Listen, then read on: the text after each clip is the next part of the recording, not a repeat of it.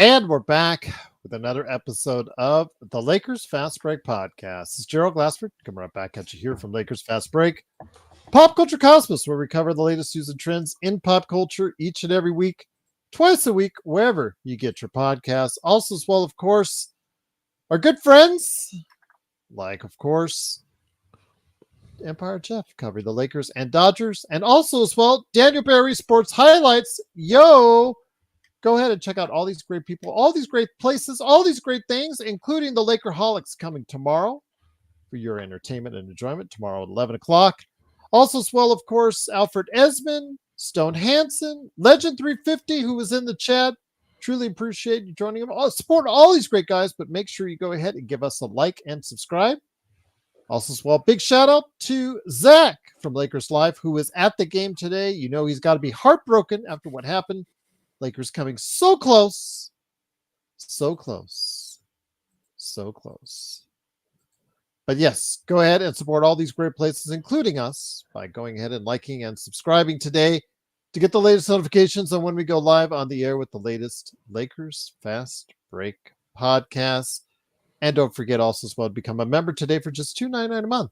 That really helps the channel and really helps you become part of our great community right here at the Lakers Fast Break. Well, the Lakers, when we heard the news that Luka Doncic was not going to play today, DFS was not going to play today, Gabe Vincent was not going to play today.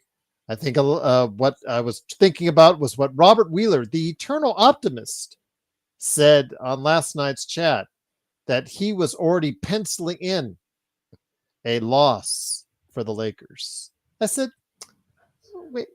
Don't do that just yet. We'll see what happens. And I'm assuming that pencil got even more sharpened to go ahead after hearing the news of who was not going to be in the game. But the guys who were there tonight, the guys who did play it out tonight, I'm going to give a ton of credit to because they played their hearts out tonight. As the Lakers went into Denver on a back-to-back, facing off against the Denver Nuggets. And yes, there was some rough edges. Yes, there might have been a letdown on the other side, but you know what? With minutes through this game, the Lakers played with heart, played with toughness, and you know what? They almost got that victory, ahead by 3 with less than a minute left. But then at final minute, mistakes down the stretch. Murray hits another shot from 3, back-breaking as it is, and Russell Westbrook gets the steal for an easy slam. And despite all that and the valiant effort by the Lakers, unfortunately, they lose tonight, 129-126.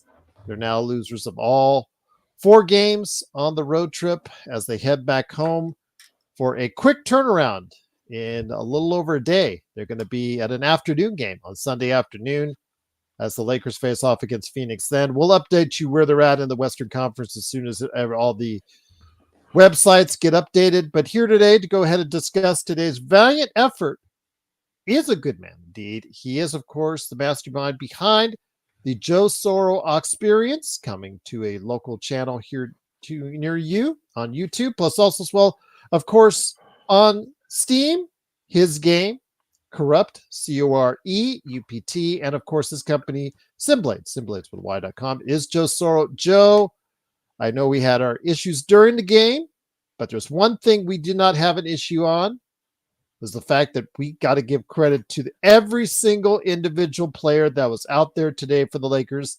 They played with heart. They played with a lot of fortitude.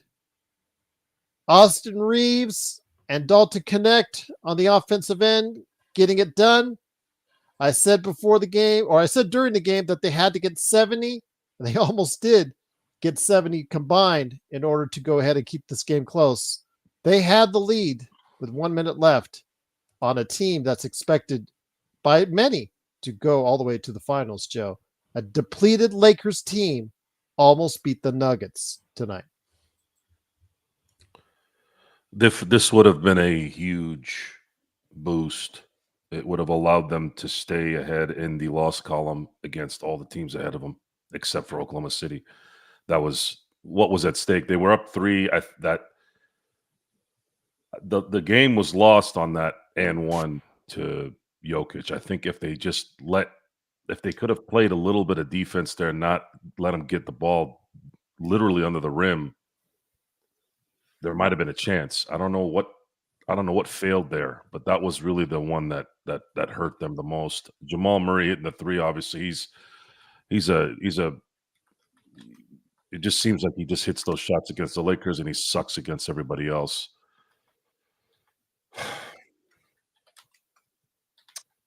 I don't know. I mean, it's nice that it was competitive, but it's just this team. The only way this team has a chance to make a run here is they have to get that 2 seed, no less than 3, and sitting at 5 is not something that's going to work. And right now, looking at what's at 6 is the Golden State Warriors, and they're they got a bit of a distance from the Lakers. The problem is they've won 6 in a row. Minnesota's won 7 in a row, and they're essentially tied with Golden State in the 7th spot. The Lakers are going to have to get healthy, and they're going to have to start getting some wins here. Otherwise, it could start running away from them, and I don't want to have to see them go back into the – I don't want to see them play mixed. Yeah, but even then, at that point, if it did happen, it's probably a Dunsky because 5 and 6 aren't going to work either. Yeah. They got to get healthy, and they got to start winning some of these games at home. And they do play better at home, so I'm looking forward to seeing. I'm confident that had they played at home, they would have beat Denver. Usually, role players, especially guys that are in the 10th, 11th, and 12th spots, usually play a little bit better. But they did well. A lot of guys did well.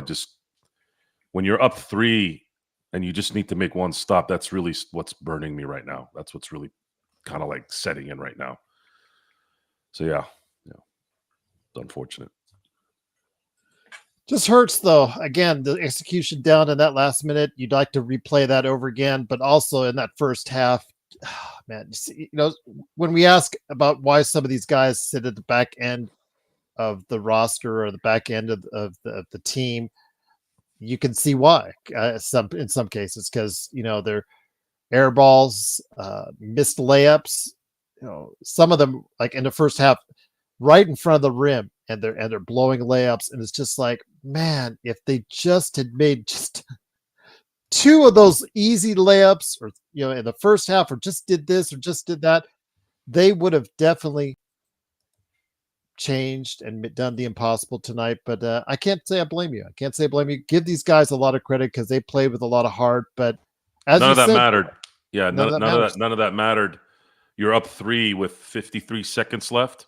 Yes. You have to play better defense than that. The ball went straight to Jokic, literally under the rim.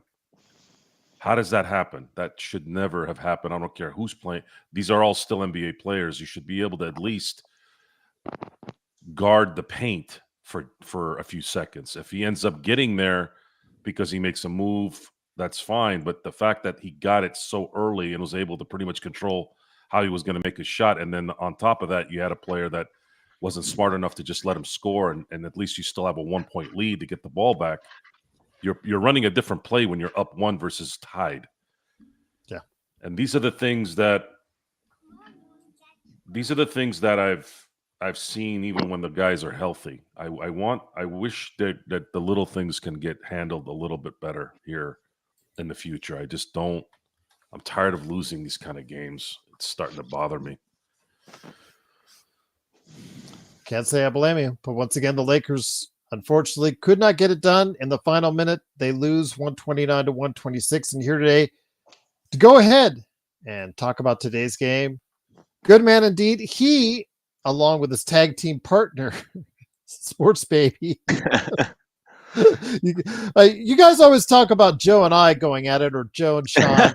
I think the new odd couple is not Joe and I or Joe and Sean. It is Sports Baby, and of course, Xbox. Xbox, great to have you here. Great part of what we did on playback.tv/Lakers Fast Break.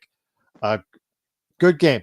Just very competitive from the start. Totally surprising. When the Lakers went down by 13 or 15? Was that in the third quarter? Yeah. Bloodhound said, "Oh, Gerald was already to call this game." I think a lot of people were ready to call this game, and when the Lakers got down to double digits, it had all the earmarkings of, okay, Denver's finally turning it on. They're going to put the Lakers to bed, a depleted, injury-riddled team to bed. But the Lakers, give them a ton of credit for getting back into this game and getting it done. Yeah, hell yeah, Gerald. And like, I'm going to look at the positives. I'm going to try to look at the positives. It's obviously taken me and John a couple of minutes to get over what's happened before we joined, but yeah, obviously the end was quite shocking. To be up 3 points with 50 odd seconds to go, and to let ourselves down with some really dumb plays, man. And Koloko, you're there, Coco. You had a good game, but you let yourself down late. Shake, I was calling out Shake, my boy, the whole time. Milkshake, what a terrible pass late. Yeah, a couple of really bad moments, but if we look at the game as a whole, man, great effort by the boys. And shout out to AR, obviously. Again, and John will probably talk about this a little bit more, but AR had some pretty puzzling moments in that fourth quarter, considering how well he played overall. Some of the ball distribution just was a little bit off late. He wasn't passing the ball, sort of shooting random shots. But how can you hate on a guy that's, nearly beaten a team by himself? And the other boy that we always got to give a shout out to was Dalton. Dalton Connect is a rookie, guys. And the dude's, gone for 30 odd points tonight, and nearly beaten Denver. So, we can, obviously it hurts. Everyone in chat's going to be hurting, and everyone here on the pod's going to be hurting, because a win tonight would have meant a lot. Obviously to be another win in front of Denver and them getting another loss, but it didn't happen, and it wasn't expected to happen either. So if you look at it objectively, fine. But I'll take the positives from tonight, and I'll shout out a few more boys. I'll shout out Shake for his contribution for most of the game, other than the end. Shake had a good game. Vando at times did some stuff that was questionable, but he did some good stuff too. Markeith Morris, Big Mac Morris, not a bad effort by you. Overall, I'm going to try to be positive because it's easy to go the other way and focus And on the he fact that wanted he to lost. stick it to Jokic. I am He so did. surprised he didn't get himself kicked out tonight. Yeah. He wants to stick it to Jokic Yeah. every single time. He But might he might not Yeah. have that many more opportunities to in his career, because his Yeah. career is starting to wind down. A lot It of people is. say it already has, but yeah, he would have loved to have taken that opportunity to take it out on Jokic tonight. And we'll go to John real quick, but just before we do, that's sort of extenuating my point about JJ Redick. JJ had an influence on this team tonight, whether it being the halftime talk, and we came out, the third quarter, we started playing better. Obviously, the second quarter was terrible. So JJ got the boys motivated. So, let's look at the positives, guys. At the end of the day, we didn't have 4 of our starting 5. And we gave Denver a game. So see you next time, Denver, when we got all our boys back. I'll see you. Once again, it is, of course, the Lakers Fast Break. It is, of course, Joe Soro, John Costa, Mark, aka Xbox, and me, Gerald Glassford. Thanks again for watching, listening. Lakers lose 131 to 126. They are now 40-25. They fall to 5th place in the Western Conference. And also, a good man that's here today. You need to go ahead and like and subscribe. Help him out in a fellow Lakers fan time of need at his great places to go, Lakers Corner and Clutch Talk. It is, of course, John Costa. John, do I have you with me? Or you're frozen right now? He is frozen. All right. Frozen. I do want to go ahead while John is trying to get his stuff together. I'll go ahead and get him there off there right now while he fixes that. But wanted to go ahead and mention that M24, Mad, feels bad for you, Mad. I think he says he broke another TV. Well, let me put that. Well, there goes TV number 2 broken off a casual random. Oh, man. Number 2, and I'll bring it to you, Joe, in a second. Number 2, This is from Robert Wheeler, who I mentioned. You were not penciling it in. I said not to pencil it in the loss, and I changed your mind on that one. And the heartbreak of this game hurt so much that he is crying right now. I hear you, my friend. We feel for you. But things are going to get better once we get everybody back together, and hopefully the home cooking will do just that. But Joe, I want you to comment on this one from Lakers All Day.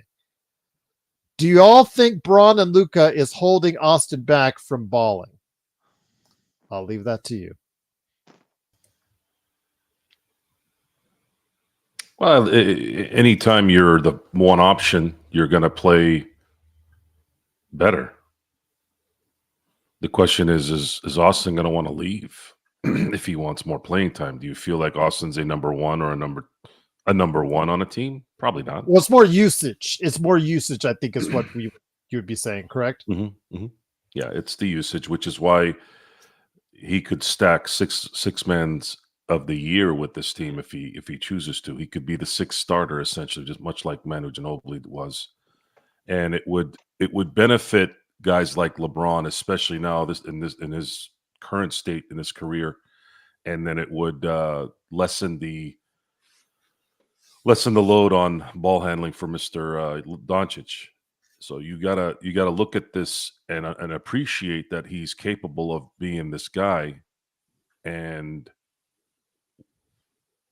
let that be an option when you need to kind of put the final touches on a roster to compete for a championship.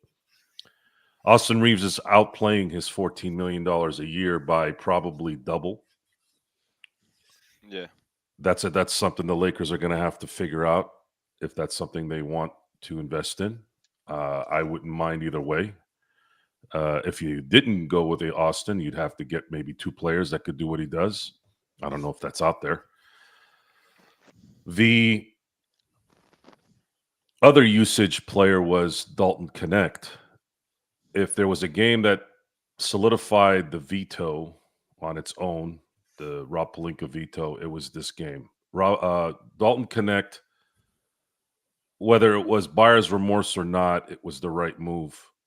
Dalton Connect is going to be an extremely good player in this league, and I don't want to see another young developed player or developing player that has skills leave. I don't want another Zubac. I don't want another Caruso to leave. I don't want Reeves to leave. If you're asking me, I don't want those guys to leave. I want those guys to stay. The only way you trade Austin Reaves is if you're getting back someone who's better than him and would work with this team. That's the only way. And I think we know what would work and what wouldn't work.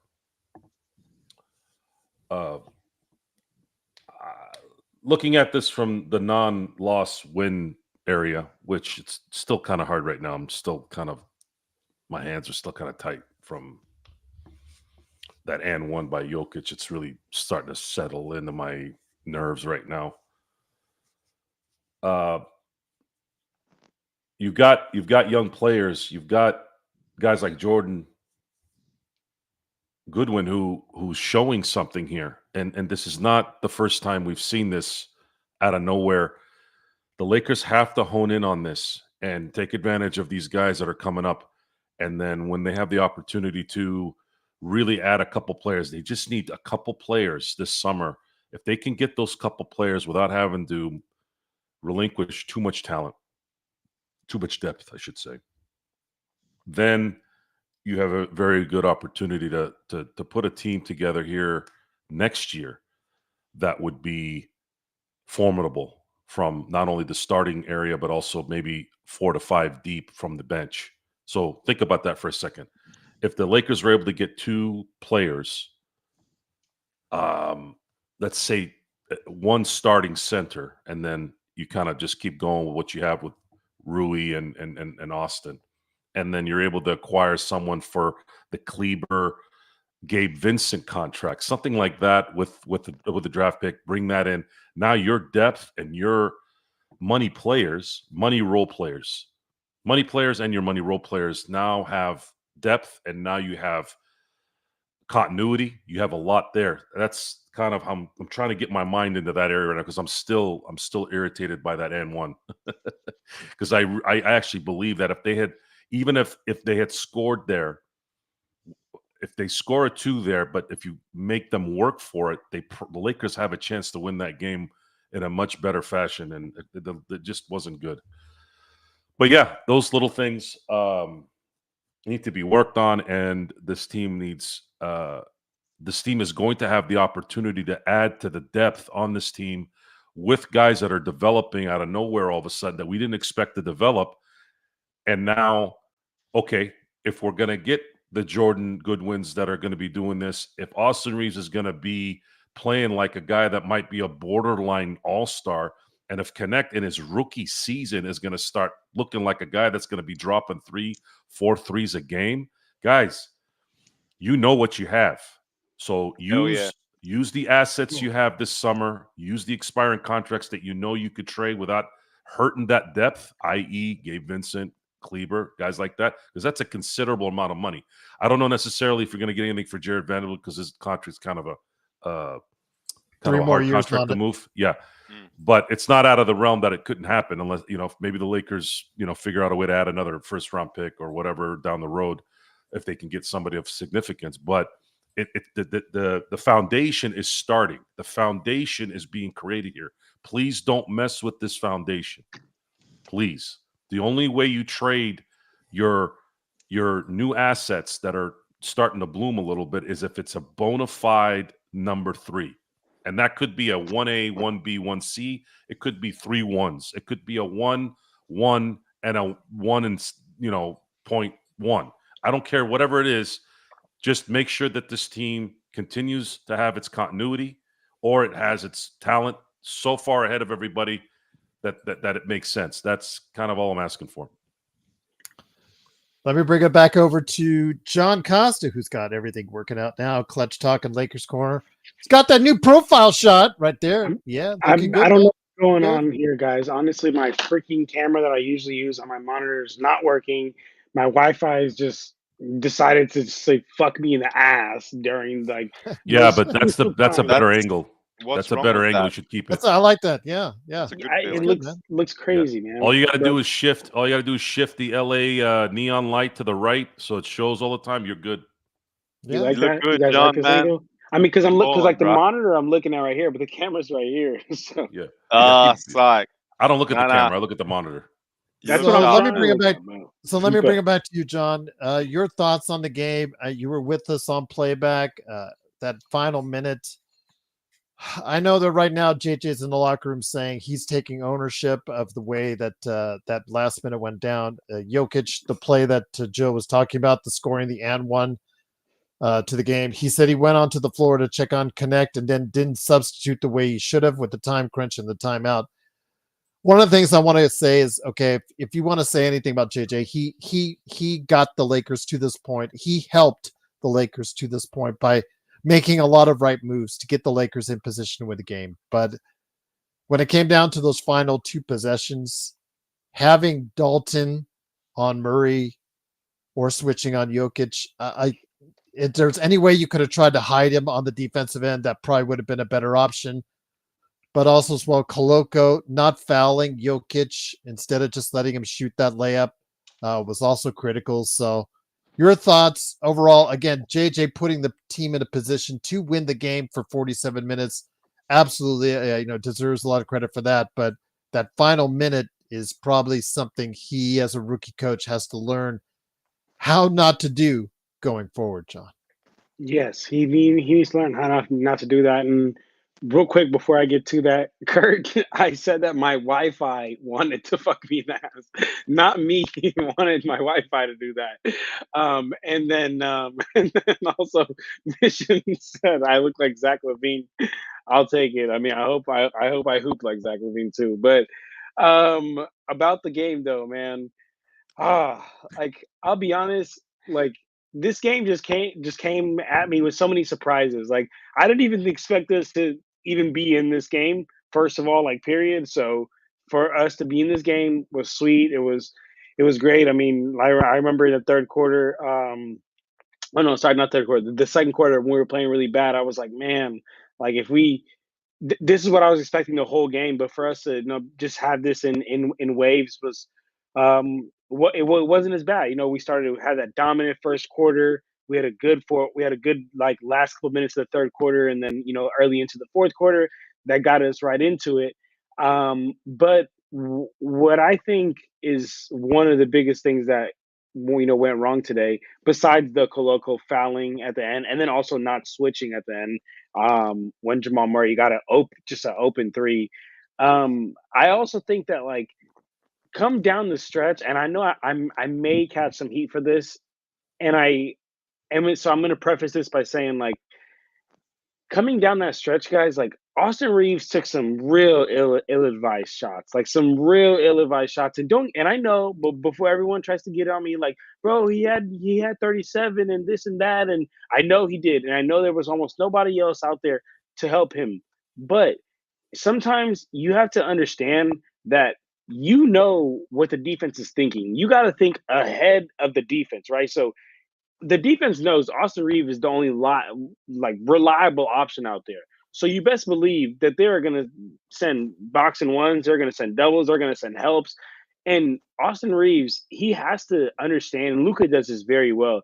He has to understand how to use his gravity that he knows that the defense is going to give him because of he's the only liable option out there to get some other players open. Because I mean, in that fourth quarter, you guys, like I saw him take some falling to the side, double team shots that's just wild, ill-advised, without a single pass in that possession, like a couple of seconds into the shot clock. Like these are the things that I think that may go under the radar, with a 37-point game. And hey, if it wasn't for his 37-point game, it wouldn't even been in this. So maybe my point is a mute, but I just think that these are like the little things that great teams have intact and great players understand. So we'd love for him to take that next step. But as far as Coloco, dog, I thought it was simple math, right? I thought it was simple math. The second Jokic got the ball and the second that Jokic started backing you down, because Jokic gave him like 2 good body bumps before he got to the line, you should have wrapped him up, and you could have even told Jokic in his ear, like, yo, I'm sorry, bro. Like, I'm going to have to foul you. But it is what it is, because if I foul you, at the most you're going to get is 2. You're not going to get 3. But Coloco doesn't do that. And if he doesn't do that, if he's going to try to stop him, all right, that's fine. But if he goes up with that shot, you better foul him hard enough to where you make sure he doesn't even have a chance to get this shit off. Coloco does neither of those. Jokic hits the and one, and then the other time down, and then Austin Reaves had missed that pull up. The other time down court, Coloco doesn't switch on that pick and roll. It was Jamal Murray, Jokic pick and roll. Coloco doesn't switch, and in any other situation, I would not want Coloco to switch either. But when the game is running out in the last couple of seconds, and Jamal Murray is getting ready to pull that shit, I want you to switch that, brother, because I just want a hand to contest.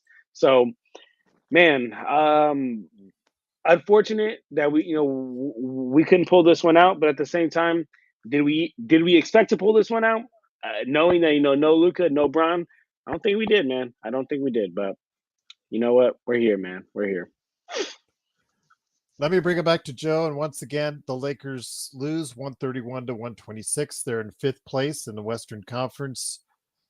Joe, what do you take away from a game like this in regards to how this team, maybe in some form or fashion, yes, they've lost 4 in a row now. Yes, they've fallen to 5th place. Yes, there's still a daunting schedule with more back-to-backs on the way. But if there anything, can you take away from this being a positive on how well the team rallied around JJ and the entire team as a group came together? Is there anything that you can do to build upon this to maybe hold off some people's expectations that the Lakers will fall further in the standings? What they can take from it is they should have won a game with essentially a third lineup. And now they're going to be home for 5 straight games. And I would go into the next 5 straight games. You're not going to be running this lineup again. You might have LeBron come back before this trip is over at home. So I would say I don't know if expecting is the right word, but if you want to make up for some of these losses, they should have ended up 2-2 out of this. From based off what we saw tonight, they should have closed this out. Up 3 with 53 seconds left, you have to close that. That's just kind of how I feel. You have to close that game because hitting a 3 is a harder shot, and if you do what you're supposed to do, you let them work for the 2 and make it work. I know it doesn't always work out like that, but that's something you have to make happen. The remaining games are against teams that they've been playing really well against Denver the last couple games. You're playing Phoenix and San Antonio in the first 2 games of this homestand, which you have to win now. You have to win in Phoenix on Sunday, and you have to beat San Antonio. You're going to face Denver again next Wednesday, and I don't know if LeBron will be back for that, but based off how they played today, if you have Luka in that lineup and DFS and those guys, I'd like to see them pull that one out. And then you have Milwaukee after that, which will be tough, but they'll be at home. I know it's a back-to-back. And then you have Chicago before you have to go on a 4-game road trip, which is really all over the East Coast. You got to go to Orlando, Indiana, and then actual East Coast. Then it's Orlando, and then you got to go to Indiana, Chicago, and then go back down to Memphis. Lakers haven't been playing well this year on the road, and it's going to be important. Like if they end up having to go 2-2 in that road trip, you got to make sure you win the next 5 games at home if you want to have any chance at maintaining a chance at staying anywhere near the 2 and 3 seeds. So that's kind of the focus I have at this point. If I'm JJ, I'm like, guys, look, what happened. We're going to be sleeping on our own beds for about a week and a half. We're going to have Luka back. We're going to likely have LeBron back probably by the end of this homestand. Let's win every game at home and then get back on the winning ways. And if you can do that, you probably go on that 4-game road trip with some confidence to where, screw that, let's get 3 out of 4 in this deal. At least. Rodell says, don't say we won't be running this lineup again. Some of these guys are day-to-day, so I'm not expecting them back soon. What? He says for you to not say that we won't be running those lineups again.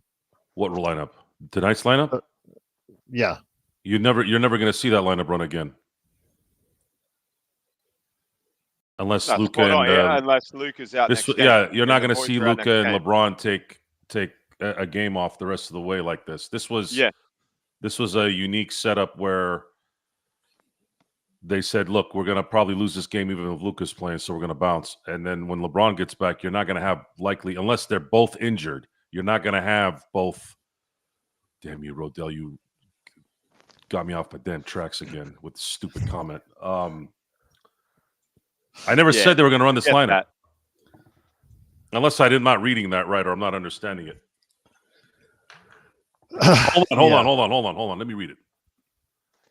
No, what problem you is said we can't read this shit because we got people underneath. See, now it's blocking everybody.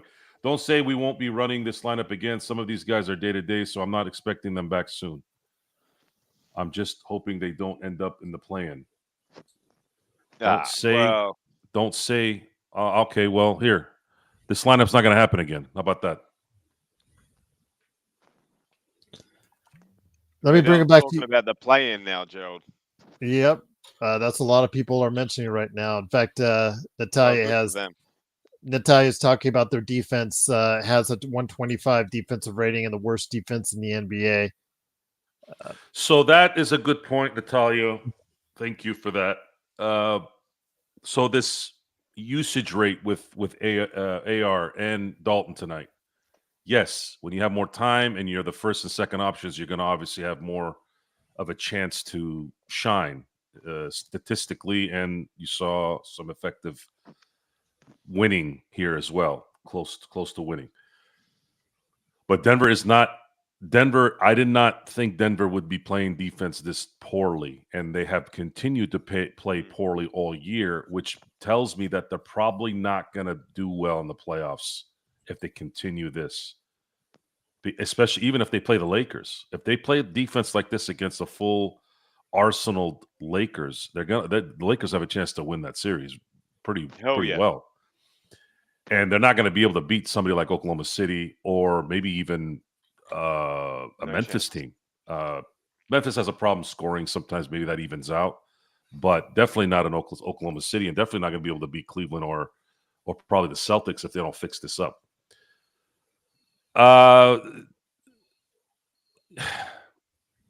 Alex Lynn. I don't want to be derogatory here. Alex Lynn. He's a stiff. That's yeah, there you go. That's the right word. That's probably the best way to say it. Yeah, he's a stiff. He's a stiff. He has what looks like, I don't know this guy. I've never even heard him talk. He has absolutely no confidence in who he is. He's Robert Sacre. And I liked Robert. He was a nice guy and played at a prestigious college in Gonzaga and played in LA. He's a 7-footer. But he was a tulip. I was seriously hoping Morris was going to take Jokic and him out. Both those guys were getting a fight and get some measure of payback. But what we can say, I would say, you're probably better off going with Koloko than Jemison. I think that's probably going to have to be the guy that plays back up to Jackson Hayes. That's likely going to be the way to go. Koloko showed some team aspects that I hadn't seen from Jemison and Koloko shoots better from the free throw line. That is correct. Yeah, that is correct. He had some key tap outs and stuff too. He had some key. Yeah, he had some key open men passing. He's just not strong. He's just not strong at all. That's his detriment. You saw Jokic was. It's not going to matter. Denver is not a good defensive team, so I don't know if I could really gauge. We can't really gauge those guys until they play a team like Cleveland, like Oklahoma City. Then Boston's a good perimeter. Like, they got the two dogs, but I don't know necessarily if I'm worried about them on defense up in the big boy area. So the Lakers can exploit that if they face the Celtics in the finals. But Koloko might be the guy you want backing up Jackson Hayes at this point. I think he's got enough there to not have to worry about. Plus, he's a lob threat. Yeah. Koloko's a better basketball player than Jamison. Put it that way. Clearly. I wanted to ask you something though, Mark, before I get it over to John. Once again, the Lakers lose 131 to 126. You are a big vocal supporter for one Shake Milton. His defense has always been his unfortunate downfall, as we see with Dalton. What will hold these players back throughout the league? And if Dalton doesn't get as far as we want him to, it's going to be the defense. Same thing with Shake. The thing is, Shake shows you offensive ability, as he did tonight, 7 of 11. He shows you some good things, but he always gets right back bumped on the bench to DNPs, and it's got to be because of what happens on the other side of the ball. But tonight, you said you favored him over Goodwin. I know Joe favors Goodwin over Shake, but between that, they both played pretty good tonight. Goodwin had 10, but Shake had a good performance as well. Outside of Reaves and Connect, I want to go ahead and say Shake Milton showed up tonight. Mark. And you know what? That was probably my next point. And Gabe, I'm looking at you. Your face improved for a few weeks, but I didn't like what you guys missed it on playback. He was getting on Gabe, and Gabe is just standing. Gabe, you're my boy to a degree, but yeah, for me, Shake, some of those minutes that Gabe's getting, Gerald, like has got to be. And then Sports Baby, I think, got off or did as well. That was. I don't know. For me, Shake. I know Joe's not Shake's biggest fan, and John, I'll let you talk about Shake as well. But Shake for me is a basketball player. He just reminds me of a dude that can ball at the right times and he can score. So for me, yeah, I don't know. She You've can got go on to, heaters. She can go on yeah, heaters he that can. Goodwin or some others cannot go on heaters. That Like it's that's like right. So it's like with Vincent. Vincent can go on a heater because he's such an up and down shooter, an up and down player. yeah, Same thing with Shake, and Shake can really go on a heater and score for you at times. But you got to know when well, that is, yeah. I because mean, but you when got to he's not find a way doing to it, you use got to that get him out of the too. game. No, Yeah, that's right. But I mean, Shake's sort of been a complete afterthought, and for me, that rationale wasn't right. The but other that one last is, pass though, don't have him yeah, inbound your passes again. no, it As was Gregory horrific. said it. But you know what? Like the pressure's on, big moment. You know, we got to give him a pass on that, like to a degree. I mean, at the end of the day, it was horrific, but it wasn't his fault. The Well, I reason we wish won Westbrook had tonight. given a pass on that. But Yeah, well, This is a problem though, Mark. They can't inbound the ball late in games. no, This needs to we've get seen it, Josh. solved. Talk about that when we had that recently with the one with LeBron, where they was it LeBron that passed it in, or I can't remember who yeah, passed it in it to was LeBron. LeBron. Yeah, same scenario, same Or thing. the one to LeBron as well. Yeah, the one Yeah, to I LeBron. mean, Oh, they talk about us not practicing or we don't have practices. Focus on that, JJ. Get that right. That has to be, that's just fundamental basketball. We had to get a shot up then and we got nothing. We got a steal. That was heartbreaking, let's be honest. that play And to Halliburton earlier this week. How yeah, with that play they ran for that Halliburton got the 4-point play on Milwaukee. of course. That's how you run an inbound play. That's Yeah. how you do it. And the thing that, John touched on it before, that we were a little bit too obviously AR centric late, and that whole thing there was Shake had no other thought in his head other than pass to AR. And you've got to have two or three other possibilities. If AR's getting closed out like he is, you've got to go to someone else. And there was no thought.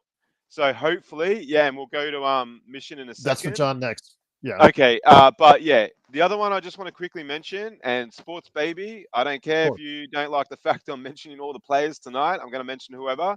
Cam Reddish can't play for the Lakers again. The guy First time he Gerald played since January is 28th. yeah, no, that's right. But he is a liability in every sense of the word. So Magic get Man, we Cam love Reddish. you, but cardio bro, in honor of Magic Man. Yeah, in honor of Magic Man, Sean Grice, shout out to you. Cam Reddish, you were terrible, and I don't want him to play for the Lakers again. I'm just going to say it. JJ, you watch us, you don't, I don't care. You're hearing me, bro. Cam Reddish needs to be in street clothes all the time. He's not good enough to play for the Lakers. We're obsessed with this guy for 2 or 3 years. Every time he plays, it's terrible. 6 minutes he gave us tonight of the worst minutes I've seen. Cam's gone. Okay, so that's to start with. Cam Reddish, cardio Cam. See you later. Other than that, I think it's a good performance, boys. We got to look at the positives. We put up with a Denver team who, rightfully or wrongfully, they're up there with the best teams in the NBA. They've got the best player in basketball. SGA might win the MVP, but they have Joker, the best player in basketball. So, let's look at the positives tonight and try to move forward with JJ's coaching was great. Goodwin's contribution was good. Shake was okay. And Dalton and AR were great. That's what I'm going to focus on tonight. And if we get our full list, I'm going to say this one more thing, Gerald. Rui Hachimura, we miss you, man. If Rui plays tonight, forget LeBron, forget Luca. Even just with Rui, we would have won tonight. So, man, Rui, get back ASAP. And Hayes, guys, let's try to be positive, because if we had our full team tonight, we would have won. So that's how I'm going to look at it, Gerald. Again, I've said this before, but the reason why Reddish, Morris, or Len is still on the team, and Jemison or Goodwin have not replaced them is, again, a cost measure. They will not be able, due to the fact that the Lakers are, 850,000 away from the second tax apron. They cannot sign those players until it gets closer to the end of the season. So maybe the last week, maybe the last day, look for them to make the move to bring Goodwin on a contract, or when it's economically feasible to do so. But Gregory says it's time for the Lakers to release Reddish, Len. That's understandable. But Shake just went 7 of 11 tonight. I don't know. Why would you want to get rid of a player that just went 7-11 for you? But okay, I know Mark would have issues with that. But He's made a good point about the free throws. To his credit, the free throw disparity tonight was epic, and that's dubious at best.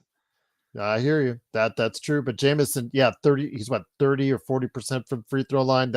That's a killer right there for you. Jameson's cooked. Lakers still had an issue today that they've had also besides the end of the game issues trying to get the ball in, and that is a dead, horrible quarter. That's another thing that JJ needs to fix. Enough of these 12-point deficit quarters. It happens every damn quarter, at least one quarter out of a game. Can we stop this? Can they play at least even or not be double digits? How about that? Just don't get in the double digit quarter in terms of point differential. And Johnny, you got to keep this look. Yeah, it's a good look, man. Yeah, don't switch back to where you were. Really? But let me bring now you look balling, right? because it looks like you're in a studio now. Really? Yeah. Wow. Mm-hmm. Okay. All right. Well, maybe I'll keep it.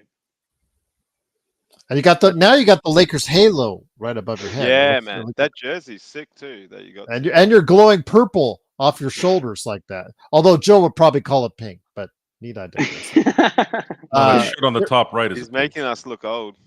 Yeah. Nah, you look good. Oh, John. more I am old. I'm not going to even deny that. But no, you're not even in my zip code on age, man. Shut up. I'm getting there. You're the one that walks 25,000 steps. Don't even get me started, Xbox.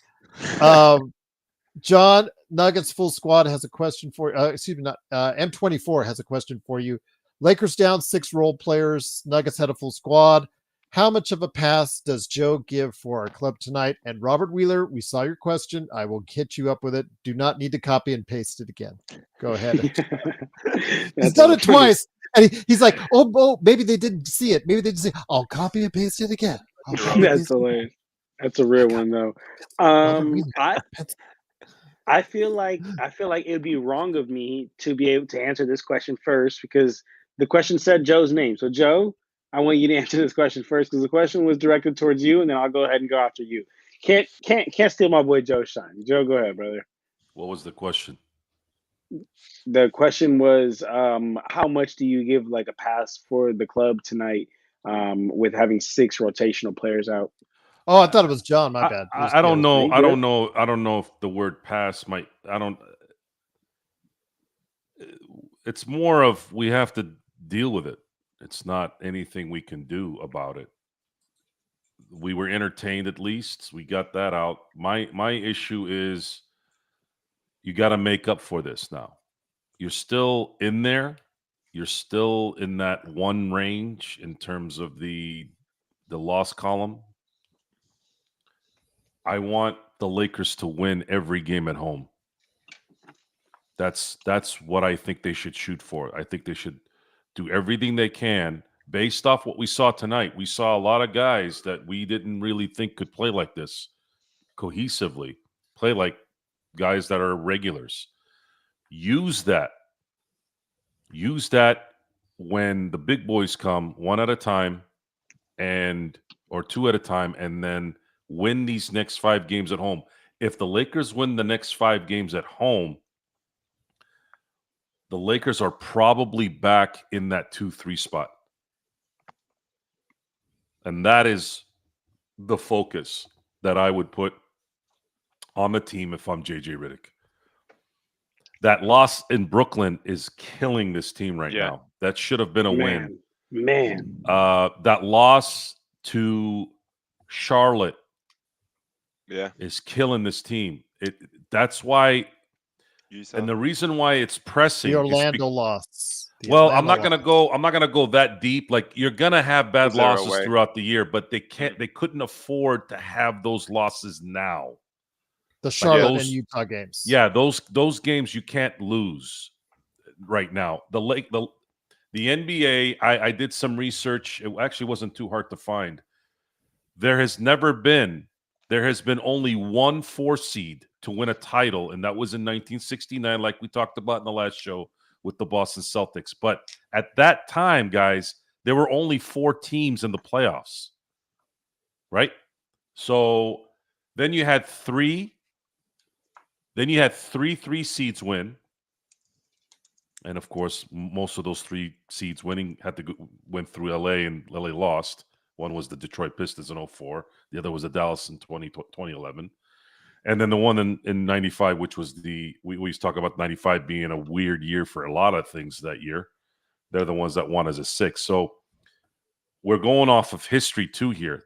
The Lakers have to get to 2 or 3 to have it. It's already going to be difficult. So you have to get the 2 or the 3, preferably the 2, because then you can guarantee yourself home court with a team that plays well at home in the first 2 games. It would do wonders, right? And then if there's some miracle where OKC gets taken out in the second round, now that opens up a whole different thing, whole different scenario for the Lakers. And if Cleveland beats Boston to go to the finals, as good as Cleveland is, they're very, very young.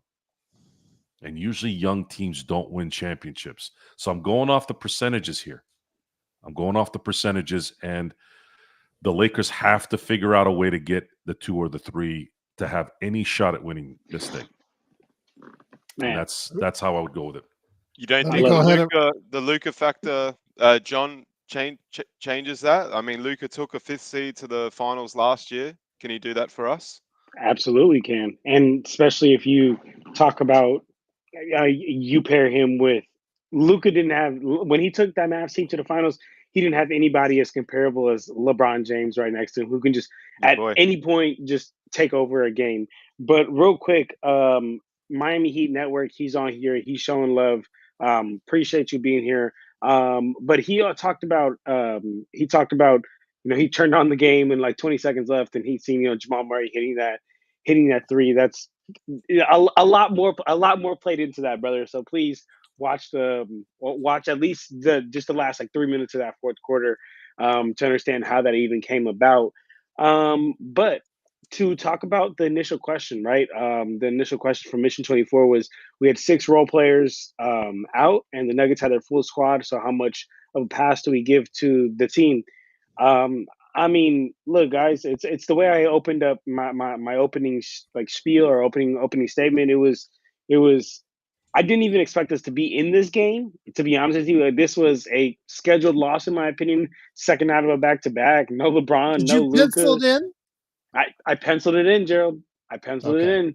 But I penciled it in. But we ended up playing a lot better than expected. Also, to something that I always say is, like, we always play either up to our competition's level or down to our competition's level. And today, at times, we definitely played up to our competition's level to be able to stay with them, and not to stay on the more positive side.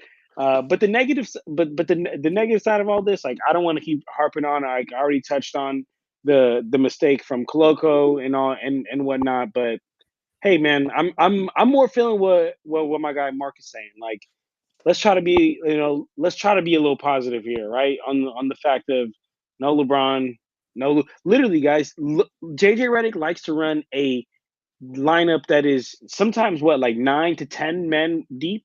We had 6 of those. Let's say it's 10, right? Let's say it's 10. We had 6 of those 10 players who like actually contribute for us out. So come on, man. I mean, and we facing a top team in the West who has, arguably a league MVP. It's unfortunate that it came at just such a crucial time in the season, because seeding is gonna hit us here. But like how my boy Joe said, I don't need to harp on it anymore. If we can go ahead and finish as that second seed, that's great. But for me, my biggest thing is just finishing anything at that 4 and above, so we can have some home court advantage. Because having home court advantage in LA is gonna make a big difference. Let me start with you, John, on this. And again, the Lakers fall just short, 131 to 126. Robert Wheeler's question of the day: On a scale from 1 to 10 for the entire panel, with 10 being most painful, how painful is this loss? And how confident are you that the Lakers can at least win one of the next 3 games going against Spurs, Suns? Let's just add 4 games because it's a back-to-back and a back-to-back. So they back-to-back against the Suns and then the Spurs, and then they back-to-back again against Denver and Milwaukee. Your thoughts on how painful this loss is and what their future will be like in the next 4 games? I would say, as far as how painful, I would say it wouldn't have been as bad if it wasn't as close. Only because, like I stated, like was already expecting this as a loss, but because it was as close, because we did those 2 crucial mistakes at the end of the game, especially something as simple as just allowing Jokic to be able to go score and not give up a 3-point play, or fouling him hard enough to where he won't be able to get the ball up. That right there is going to drive up the scale a little bit to, like, I would say a 7. I would say like a good 7, 7.5. And then as far as if we can, what do I say we go? So what do we have? We have Spurs, Suns, and Gerald. Can you put the comment up on the screen again? Is Spurs, Suns, Which and one? who? Oh, Robert's it's question. the next 4 games. Next 4 games are the Suns on Sunday. They also, after that, next day is San Antonio. Okay. Tank right there. They just lost tonight in a tank game. Mm-hmm. And then right after that, you have Denver. Hello. And then Milwaukee and a back-to-back as well. Damn, this is going to be a tough schedule, man. But 4 games in 5 days. 4 games in 5 days. That's going to be a tough schedule. But I'm gonna say we go ahead and at least pull 2 wins out of that. I'm gonna say we pull at least 2 wins out of that. And does anyone have an update on LeBron as far as like where he'll They're be in the still vague. timeline? They're still listing as day to day along with Still Rui vague. and Jackson. But yeah, I mean, he was watching Bryce tonight. He wasn't what he was. Remember he flew back to Los Angeles, but tonight he was watching his son play. Where he was playing for high school. Part of this seems a little bit orchestrated to me. I'm not gonna, I am the conspiracy theorist on the panel, but for me to have a 1 to 2 week groin injury, and then you're watching your son, you're not traveling with the team. I don't know. I'm not sure if they just said, "Hey, well, Hayes Ron, and Rui isn't either." So yeah. No, okay, fair call. But I also feel like, I don't know. Maybe they're like, Let him be "Hey, a father, Ron, Mark. maybe you Let can him be a rep." father. Yeah. Just No, kidding. fair enough, Ron. But John, I think you made a really good point. Like, You don't want him coming after you on the sideline like Stephen A. So, no, that's right. And if he does, we're all in trouble. But for me, like, no, I'm gonna be filming that, man. I'm gonna be going like this. This is great for the channel, man. This is great for the All you right. can't put it on TikTok though. But No, for me, can't do like tonight was I'll let John do it. positive. If we isolate moments or isolate the actual game in itself, there's positives, and we got to focus on those positives. And shout out to Mission. I'll let you get that in a second there, Gerald. But you just lost a TV, Mission 24. Thank you for your generosity. But man, TVs are kind of still cheap. It's one of the few things you can buy that's pretty cheap, though. Yes, they are. But look, overall for me, it was like the game tonight. Yeah, we weren't expected to win, and we nearly won. So I think you got to look at it just a couple of players in isolation. Dalton Connect, was great. There was periods where he missed layups too, Gerald. Like, he could have probably had 40 if he'd just been a bit cleaner around the, when he was laying up. And same with a couple of the other boys. Like, that first half, there was like 2 right there on the basket. Just easy. I know. Just he does that a bit, but he'll learn. Morris and it's like, too. Morris and Goodwin Morris, both blew like 1-footers just right there. Vando seems contesting. Vando doesn't know how to lay up. Can someone teach Vando how to lay up? No. Considering that's all you do. So that for me is obviously a little bit disappointing. But if you look at it in isolation, there's great contributions here. We didn't have 4 of our 5 best players. So for me, I'm going to look at this positively. Joe has said it right. What JJ needs to do is when they get back to LA, say, boys, you're in your bed for the next week and a half, 2 weeks. You got your missus, you got your girlfriend, you got your family, everyone's there, is supporting you. Let's go. Let's get real. These next 5 or so games at home need to be all wins. And we can win them, man. We were competitive without our good players. So for me, it's positive. Dalton, bad moments. AR, bad moments. But it's all in isolation. If you look at the whole game, we've lost the free throw disparity. The free throw disparity was 20, like 20. They had There 30 were some or no 38. calls on the Lakers that were 38, Yeah, egregious. what was 16. going on there? Yeah, like, so that's 20. And you think about we watched it, guys. We were all together, man. There was so many easy baskets that they were getting too. So if you can get that right, if you can just coach that out of the team to, I don't know, defend a little bit better as a collective unit, we could have won tonight. So let's try to be positive. Obviously, this hurts, man, and nothing hurts me more than a Lakers loss. But Well, there's on the some scale, signs, what do you give it? Gerald. On the scale, what do we give it, guys? 6, 7, 8 out of 10, 9 out of 10. I Well, gave it a as 7. like, yeah, This as a, isn't going to happen again, likely, guys. This was a no, one-off. yeah, because of the players, Joe. You're right, but it's just focusing on the positives. AR has balled out tonight. Man, he had a double-double at halftime, Gerald. Yeah, remember? He had 10 assists, like double assists and double points at halftime. I don't know if he ended up getting the rebounds. I don't think he did to get a triple-double. Dalton Connect. I mean, come on, guys. The dude's a rookie. And Yeah. he was keeping pace with the Nuggets, man. So everything's good for me. It's just about how JJ now, like Joe says, when we get back, and John says, how they talk about the next few games and how they come out and play those games with Luka, because Luka's going to be back for these games. It's how they play with Luka now. Okay. But I'm going to be positive. We have to win our home games. Every single home game is critical. I agree with Joe on that. It's a great point. I speak the truth. I want to take you up on that bet. He Well, said, I bet. that's what I was going to point out. I was going to point out. Let me just say this. And once again, the Lakers lose 131 to 126. Lakers fall to 5th place in the Western Conference. I speak the truth.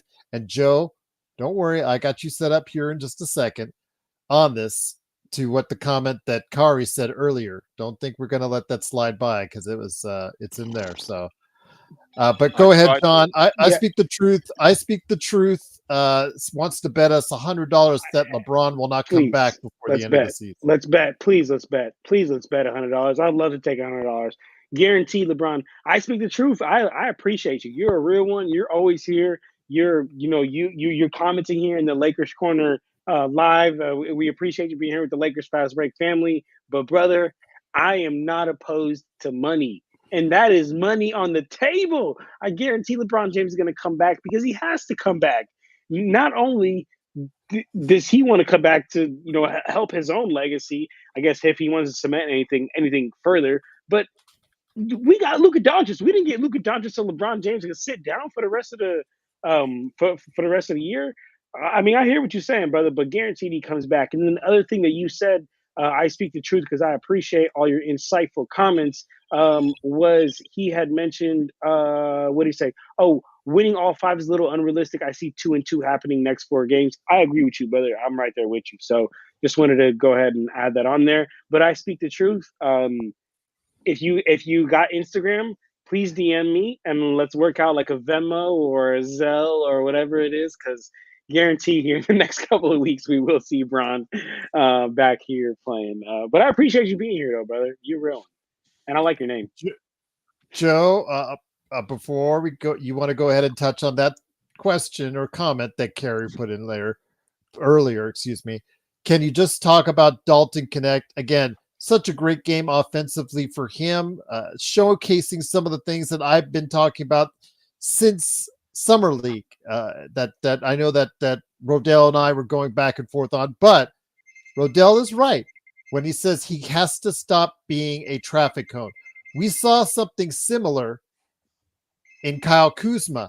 Kyle Kuzma, for the early years in his development, was a traffic cone on defense. But remember, as you and I both know, during that year in the bubble, he worked really hard to become a defensive I guess I don't want to say stopper, but he really went out of his way to become better defensively and match up against the better offensive players in the league when he came off the bench or if he started.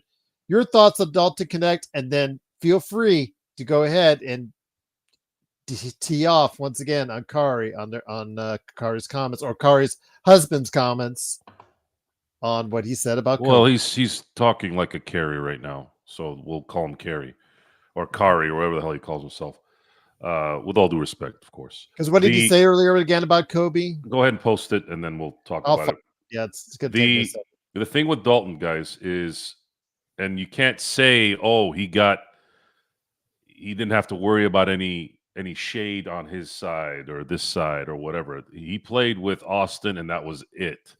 He was contested all game. He was the second option tonight, and he performed well because he is a very good player. And maybe his defensive deficiencies aren't so much about, well, he doesn't know how to play defense. Maybe it's the fact that he's a rookie. He doesn't know what he's doing yet. When he's thinking about doing what he's doing, that's always one extra second that you're off, and then that becomes a problem, especially if you're playing with elite players during a game. Connect is going to be a very good player, and he's already shown it in a very short amount of time. My advice to the Lakers organization, unless you're getting an impact player that you cannot in any way not get, you make sure Connect is a Laker next year, because he will be better next year, and he will be part of a really good rotation next year, and you'll less likely see him making some of these mistakes in his second year versus now. So I'm very happy with Connect, and I've been happy with him. We talked about it during training camp, about how rookies wait for the wall hits. We're crossing our fingers, hoping that the second win comes in. It looks like it is. Now, there's a little caveat in between there. John, wait, hold on. Let me just say this, John. Maybe you would want to wait based off of what was said last night. Maybe you want to wait just a couple minutes. Okay, couple I like that. minutes on it. Let's see. Go ahead, Joe. Go ahead. Go ahead, Joe. Sorry. Yeah, so I'm very satisfied with what Connect has been showing. I'm very satisfied, and I've seen enough. He has the skills. He has the NBA body. He has the NBA shot, and that shot is going to continue to be something that the Lakers can desperately need, and they didn't have to spend anything to get this. Do not ruin it. Do not mess this up. You got a guy who can shoot lights out for nothing. That's why getting guys in the draft when you're building a title team, that's why it becomes even better. And this isn't something that usually happens. You know, the Lakers are known as a team that goes and gets who they want. But the NBA is changing.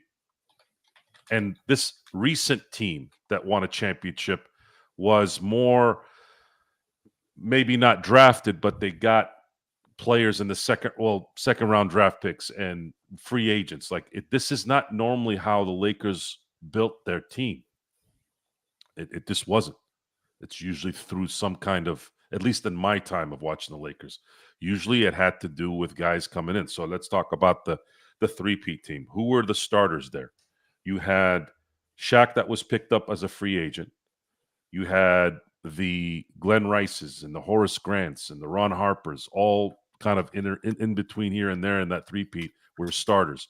And then you had Rick Fox, and then you had Robert Horry. The only one that you drafted was technically really drafted. That was a big part of that team. That three-peat team was Derek Fisher. I don't count Kobe Bryant because he was drafted by another team in which you had to trade for them. I mean, I guess you could still say that they drafted him because they drafted through Charlotte. I'll give you that one. But the rest of the guys were all acquired in some way. And that's what they're used to. In this last run, short run, you were able to get guys like Caruso. Well, I wouldn't say you could say that the post-Kobe era. You got the Zubats. You got the Larry Nances. You got the Clarksons. You were building through the draft through those guys and use some of those assets to go trade people. And then when you did win, you still did have a couple guys that you were able to pick up from the draft. As unfortunate that it went down with THT, he was drafted and he actually played well in that bubble. Caruso again as a free agent, and you kind of have those guys there, and they're building. Connect is one of those guys. So Connect, I'm very happy with his progress, and I'm looking forward to seeing him continue to get better and more comfortable as his NBA career progresses. Okay. Is it That's Kari? the one I could find. I think there was Okay. something else added So on. I already addressed this. So Is this what you're talking about, Gerald? Yes. So from last night's show. I Kari or Kari or whatever I'm just gonna call you Khan because that's what your stuff sounds like. Khan. Yeah. I don't know. Do I really want to get through this? I think I did it because well. I'm keeping John here for it. So all right, John. Yeah, look, but- okay. Go ahead. You want to say something? I Mark? just want to say something quickly. Like, can we let Kobe rest in peace a bit, guys? Like, in all seriousness, Joe addressed this for 45 minutes to an hour yesterday. Absolutely bamboozling Kari. And then Kari's came back with ridiculous comments again. I mean, we can go over it, and Joe, I'll let you cook, and John, you can cook. But can we let Kobe rest in peace to a degree? This guy is the greatest Laker player that most of us have seen. John, he's the greatest Laker player you've seen. Yeah, Absolutely. You're 25. Absolutely. I'm 40. Okay, I don't remember Magic and stuff, guys.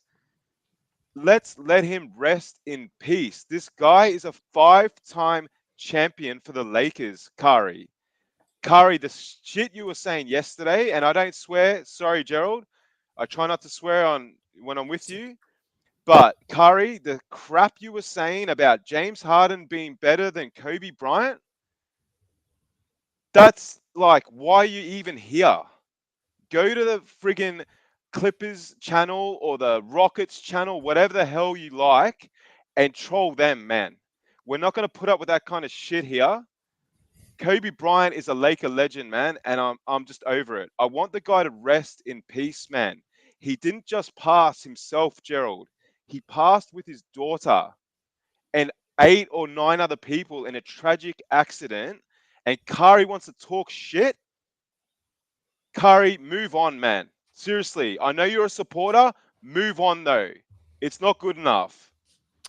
I sent my pit bull today. Well So said. I'll put a button on it. It's hard to look at a career that has everything: longevity, statistics. Folks, he was an 18-time All-Star.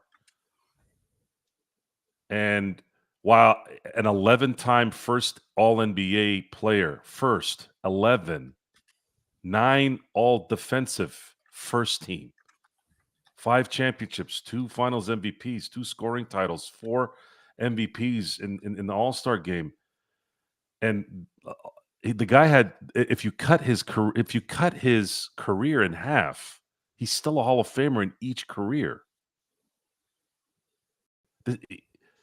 It doesn't make any sense. What are you comparing it to? Why are we even giving this shit light? Because it's important to educate.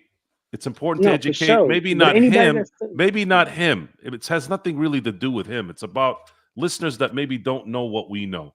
I take it as a service because I feel like I'm obligated. I've been here since 1991. Officially, 91 is the date I can remember me being invested in the NBA as a viewer, observer, and a fan. I was a fan sort of before then, but I wasn't. 91 was when it really, my memory started in this. So we're talking about 34 years of knowledge and memories and viewing what I'm talking about. How can you, with a straight face, listen to those accolades and say that this guy is not one of the greatest and not a top 10? No, he was not a top 10 player. I got nothing to say to this bullshit. I ain't gonna lie. Well, it's important. It's important for everyone to know. I want to know who sits on those kind of accolades. Who? There's only maybe 3 or 4 people.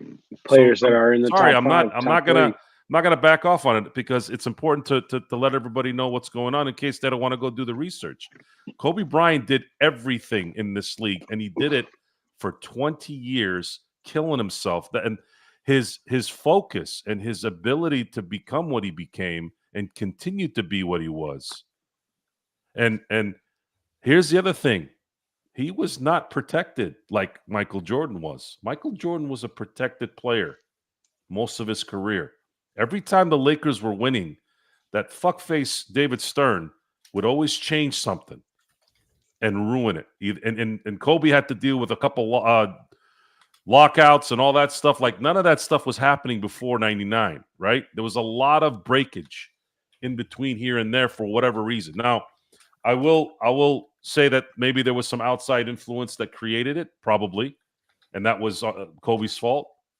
But looking at his statistics, looking at his impact in the game, sometimes it's not always about the statistics too. It's about the impact. The man scared people every moment he was on the court. He was the most feared player of his era.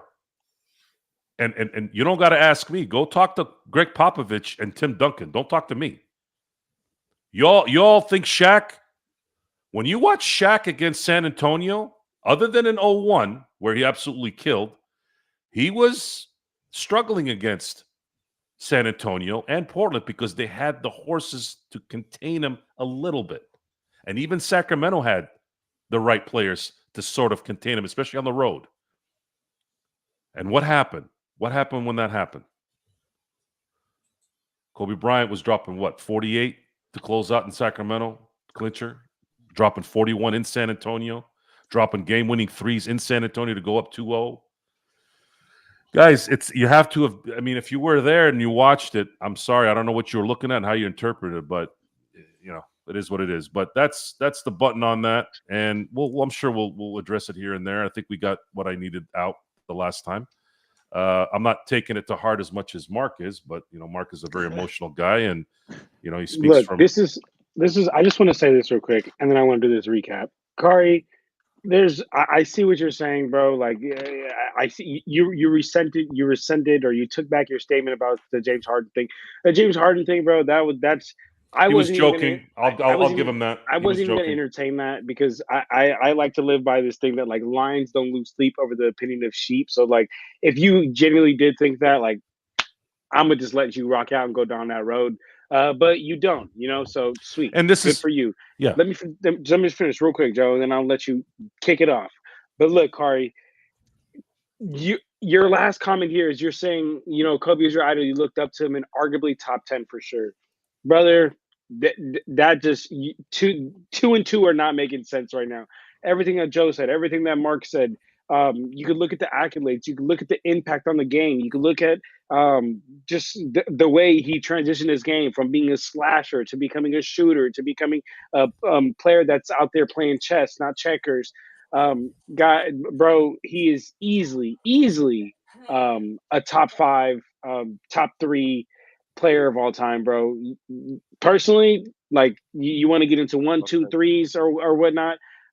I think, I don't think I personally have LeBron over him, but that's not a slight. That's not a slight to him. I have LeBron over everyone that's ever picked up a basketball, to be honest with you. So that's not a slight, right? But I'm just trying to tell you, brother, that if you generally are saying he's the top 10 player, you're just looking at like you're just looking at a single stat or a single accolade, bro. You got to look at a basketball player, an overall basketball player. Like, Shaq was a dominant player, but Shaq was not a better basketball player than Kobe Bryant. Was he more of a dominant force? Yeah, he was. But it's a lot more to be a basketball player than to be a dominant force. So I'll go ahead and finish off with that. But I am going to go do my recap. If you guys do want to check out the recap, go check it out on my social medias, on Lakers_corner on Instagram.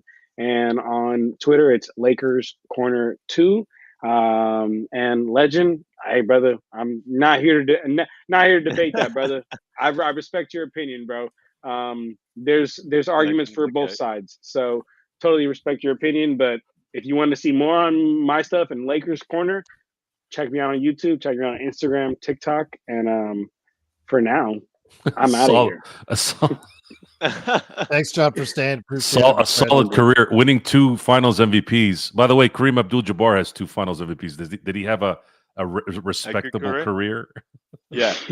and Gerald, before you go, just quickly, that proves right there. That proves it right there that you put him at such a high level that he only won 2 Finals MVPs, yet you're degrading him.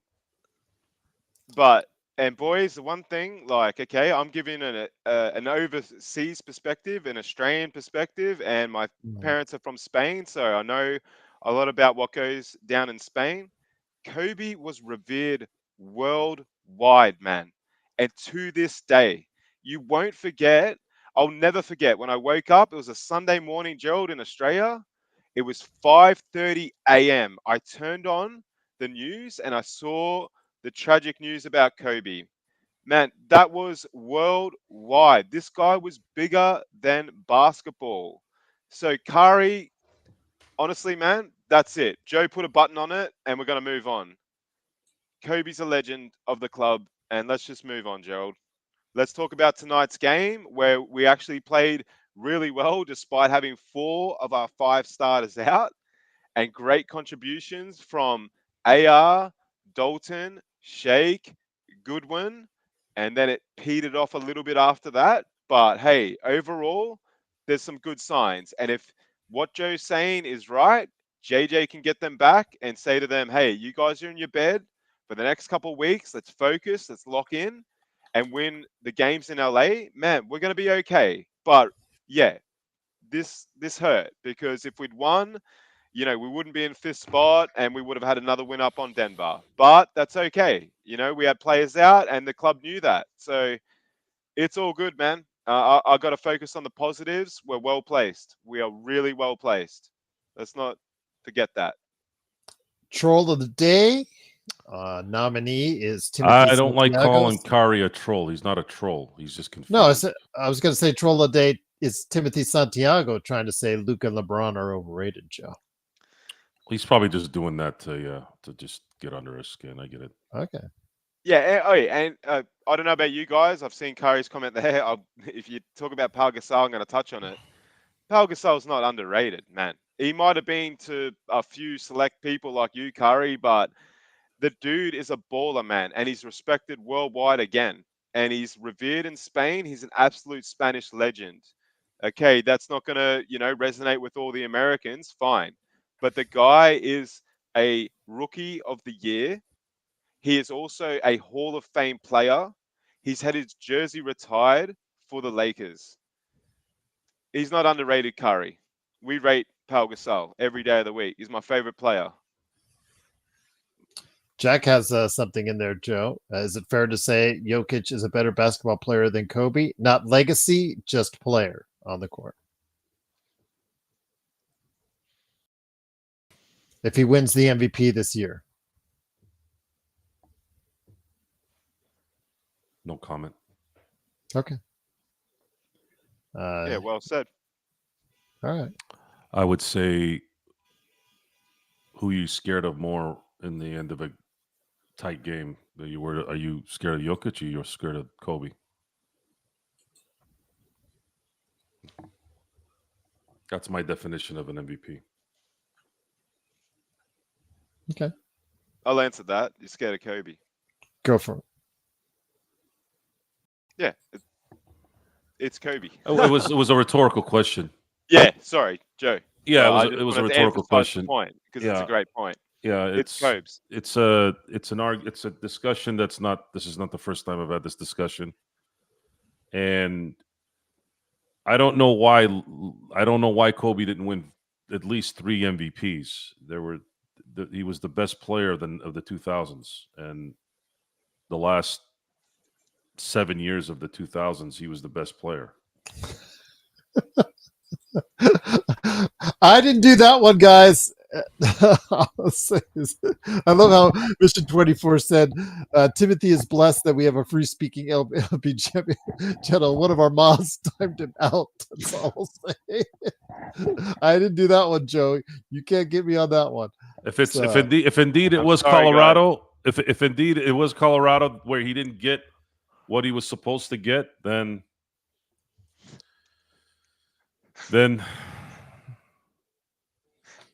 what do you do? What can you do? I can't. I'm basing it off of his skills. I can't. You want to not support somebody because you feel that there was something behind the scenes that happened that you believe happened. Okay, but that has nothing to do with. We don't really 100% know any of it. You all act like you do. Everyone acts like they do, but I don't know if that necessarily has anything to do with the game. It's unfortunate.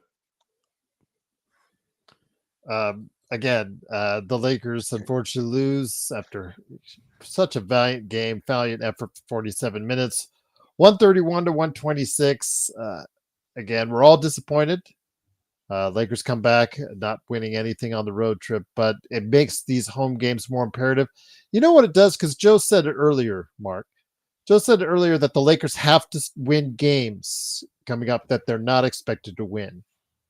And winning the home games, even if they go 5-1, 6-1 over the next 6 or 7 games, most of them are home. That's going to be expected for the Lakers. I think the games that I'm thinking of are coming up in April. If they win both in OKC, would that wipe out some of the faux pas that they've had so far that they'd like to take back? If they win both in OKC in early April?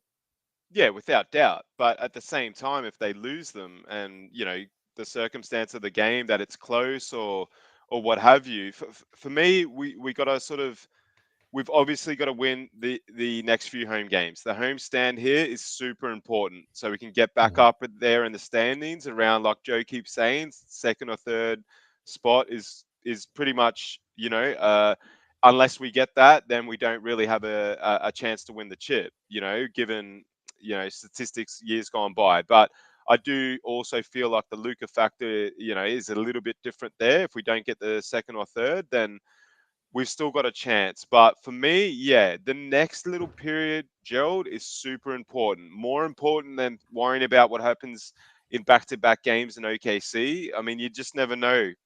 We might be in a let's just position where say we if can they press win those players. games, does it take some of the sting out of what happened tonight?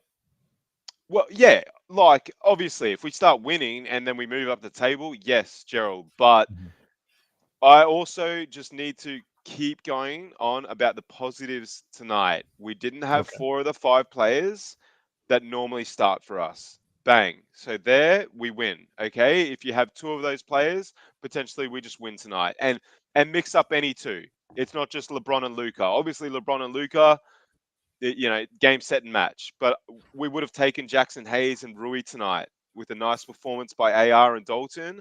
Probably would have got us over the line, potentially. So for me, like the OKC games are important depending on what's happening at that time, Gerald. Right now, we just got to lock in and we got to win the next game. The next game against Phoenix at home is huge. Phoenix are playing okay. They're playing a little bit better. They had a really good game against Denver where they lost in overtime.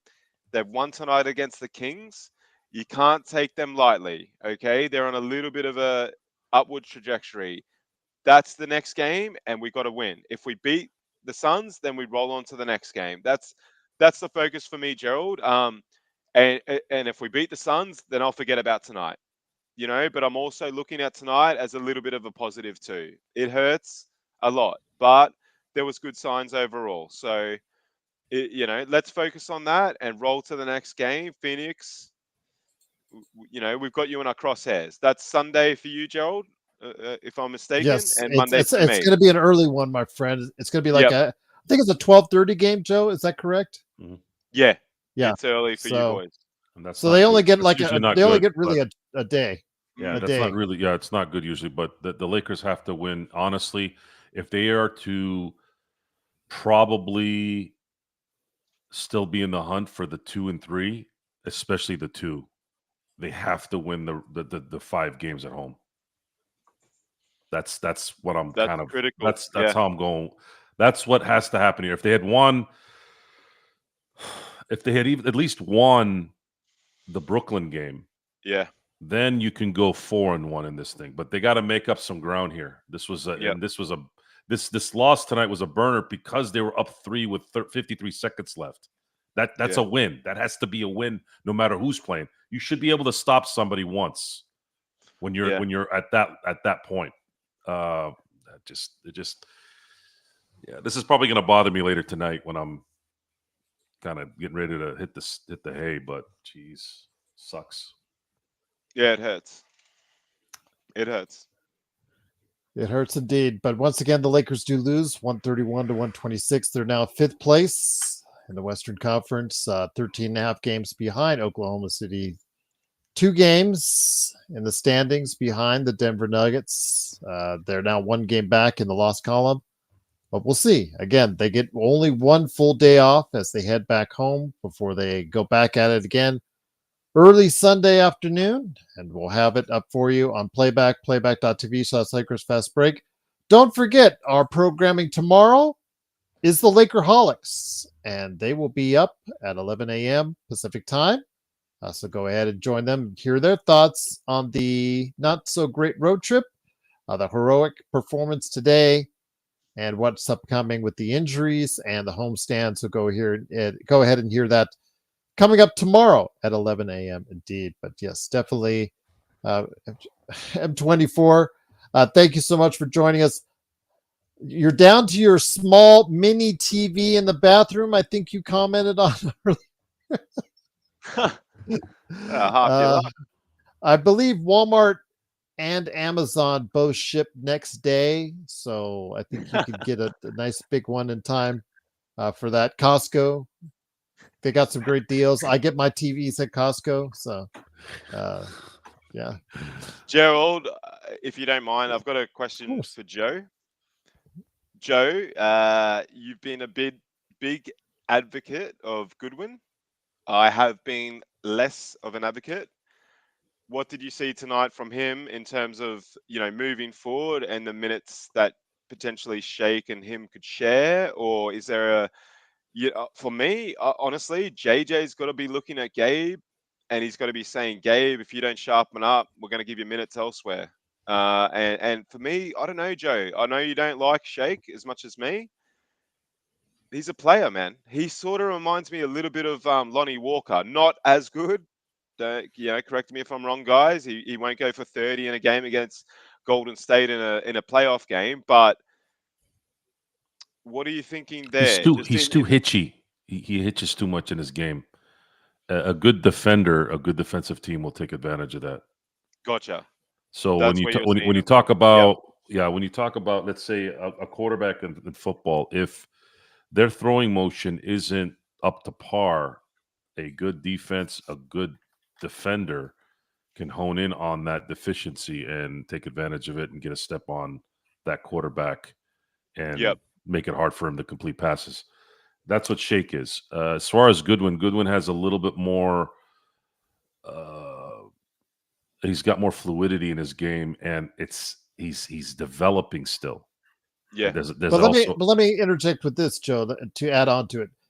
When Gabe is, again, he's all over the place. He's a very streaky player. So when he's not at it and when he's pissing off Xbox, do you think that now JJ has a possible resource in Goodwin, more minutes for him, or even a Shake Milton to bring them in instead? Let's say he just is not having in the first half game, and Xbox hates his face.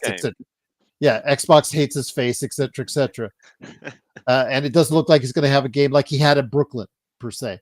Do you just go with a Goodwin or Milton in the second half, Joe, or what do you do? Yes, role players typically play like that. They play streaky basketball. JJ likes Gabe Vincent though, and Gabe Vincent is a better defender than both of those guys. True. So if he's healthy, which is always the question, He's likely going to get the minutes regardless, unless you need a offensive punch, which I would go with Goodwin. Shake, I from what I've seen this year, this was kind of his best game tonight. If he can play like this regularly, sure, I would be on board to playing him more minutes. But this is an option thing for JJ. At least these guys are playing well enough to be coherent and options in the future if they need them, which is a good thing. The playoffs, it's very hard to see that usually. You don't see 9-10 man rotations in the playoffs. And what I'm hoping for is a healthy team. So when you look at how they get into the playoffs, preferably, hopefully, again, a 2 or 3 seed, you're going to have Luka, AR, Rui, LeBron, and Jackson Hayes as your starters. Then you're going to have Connect, Vincent, and then some form of a Koloko or Vando, Jemison or whatever, right? So right there, you already have 8 guys. Yeah. That's likely going to be the rotation. And then if you mix in Goodwin in there and then mix in Shake, I don't know. You don't see that a lot. Yeah, I know what you're saying. Yeah. I don't know. This might be an anomaly this year. They may have to do that. And I don't if the JJ feels like it's something that can work, then all power to him. I just don't know. I don't know. The team has been this has been an unprecedented season of all years that I've watched the Lakers basketball. It went from a completely different franchise to a completely different franchise. we went from what are we going to do in the next 10 years to holy crap, this is what we're going to do in the next 10 years. Yeah. It did that so instantly in 5 minutes of being on air that evening, after they had beaten the Knicks and we were happy. Then it turned into the hell with the Knicks win. It turned into what are the Lakers going to be in the next 10 years? Yeah. All that despair, all that worry about, oh my God, we're never going to catch up to the Celtics in titles in our lifetime now, because if they end up winning, it's going to be even worse. Now I'm not even worried about it. Even if the Celtics won this year, which would suck still, I feel very comfortable that Luka will eventually win 2 or 3 titles with this team, because history says a player like that comes to LA at his age wins championships. Yep. So that's kind of the button on that. So before we head on out, I know that Xbox, you wanted to touch on one last individual. I don't know, Joe's actually kind of eased off on this since, Luke kind of getting Luka kind of he's chilling. Yeah, he's kind of chilled out on this. But Bronny James played 15 minutes today, or what did he do? 16. Did make a couple of good defensive plays. Let's give him credit for that. 2 of 2 from the free throw line. Yeah. But again, shooting was the issue with him. And, they felt so confident in him in those minutes that AR was off the floor. They decided to not let him run the offense. They were letting Connect run the offense in those AR off the floor minutes, which, okay. That's, I guess, if anybody, they didn't even trust Goodwin to do that either, which was kind of, that was kind of surprising too. But your thoughts on Bronny? Air ball. Really again, gotta cut down on that a little bit. But Bronny James, 2 points tonight. Excuse me, a little bit more, 5 points tonight. 5. Yes, didn't get quite the 15 Doobie was asking for or more, but he got a 3, Gerald. I remember that, and he got. Carl was right. He was a +8. Let's give him some props on that. No, and that's why I sort of brought it up. And he got 2 free throws. But when you look at him in isolation on the court, the guy is not NBA level, unfortunately. Okay, he scored tonight, but I probably could have scored that 3, guys. The boys saw me earlier today balling out. Joe didn't rate it, but it was pretty good. So, I could have potentially scored that 3, and then he had 2 free throws, which we'll take. I didn't know you were a southpaw. Yeah, I know. Well, it's the camera. I'm a right-hander. an optical illusion, but we won't go there about Anchorman. But yeah, for me, Bronny, yeah, look, serviceable performance tonight. So we'll give him a shout out in that respect, Gerald. The end of the day, this is NBA level, and for someone to be able to contribute in any way is, that means you can play to a degree. Now, it's questionable whether or not this guy's a NBA level player, but when I see him do a couple of things, then he sort of cancels it out with a couple of really bad moves too. It's a sort of You're a hoping it's youth. You're hoping it's because he's a rookie, and you're hoping he's gonna. No, but there was issues like with his handles and things like that I don't know. I just his body type for me, it doesn't resonate. He obviously, I've said this before, please don't take offense, guys, but he's gotten more of his mum's body than his dad's, and it's just not like he's tall, but he's not super tall. He's not like wide. I just don't know. It obviously is feels like a bit of a charity case, but we'll give him his props, man. 5 points in the NBA is 5 points. So for Bronny tonight, thanks for your contribution, but JJ got it right in the second half, Gerald. He didn't play him, did he? But also the fact he's 6'1" and is not your primary ball handler. No. That's kind of. No, you're right. And they went to, and that was interesting that you mentioned Dalton that, was in the AR off minutes. Dalton was the guy that they went to initiate the offense. Yeah, and that's a tough. Dalton's got to get better with his handles, Gerald. Like Dalton, he's got sick elevation. He can dunk. Like he can really dunk well, and obviously he can shoot. But the handles part of Dalton's game, that's the next evolution for Dalton. Obviously, the defense is going to be something that he needs to work on forever and a day. But if Dalton can get some pretty secure handles around him, and he's got some great players like AR and Luka and LeBron to learn off. If he can get that part of his game right and sort of see the court a bit more, he doesn't distribute the ball very well either. He's obviously very focused on scoring. He might. Like Joe said before, man, the best thing that happened about that Mark Williams trade is the fact we kept Dalton Connect. Dalton's a real baller, man, and he could play for our club for 5-10 years. Obviously he might move on at one point because he can't get the contract he wants from us.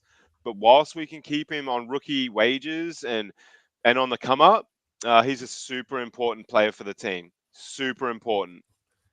But shout out to Dalton and AR. A few guys have said it. They've had a great game tonight, and let's not gloss over that. They really have had a great game in the Mile High in Denver.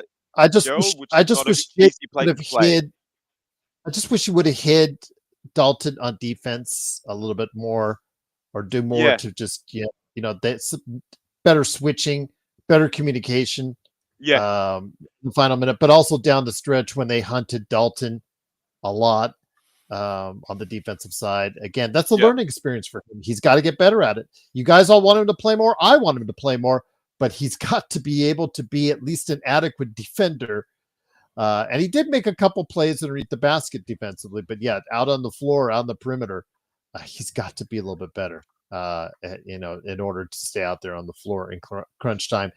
In more games like this, that counts. But before we end it out, Joe, want to get some final thoughts? How important is Sunday's game against Phoenix? Very important. Every game at home in the next 5 games is important.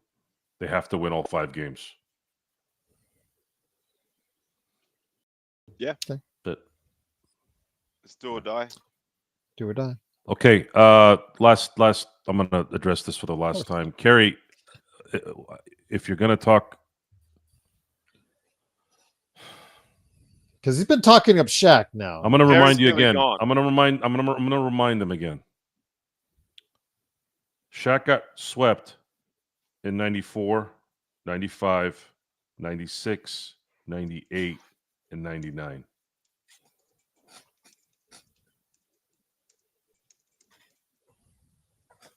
Stop telling me about Shaq.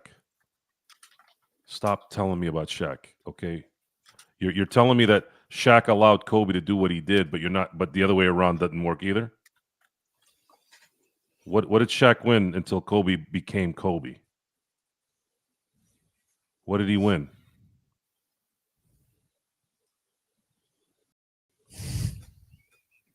Xbox. How old are you, Kerry? Are you 25?